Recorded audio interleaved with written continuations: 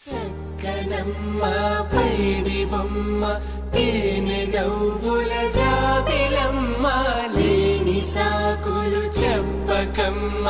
పట్టువోణి కట్టవమ్మ నాన్నయదపై నిన్నటిదాకా అల్లరి ఆటలు ఆడినా చిన్నారి తల్లి లేత భుజములు నేడు చీరలు మోయునా చెల్లో తురిమిను మంచి సంపంగులు మెల్లో మిలమిల మెరిసే హారములు అల్లో నీరిలంటే ఆ కన్నులు అమ్మ ఒళ్ళో కంటాయంట కలకలను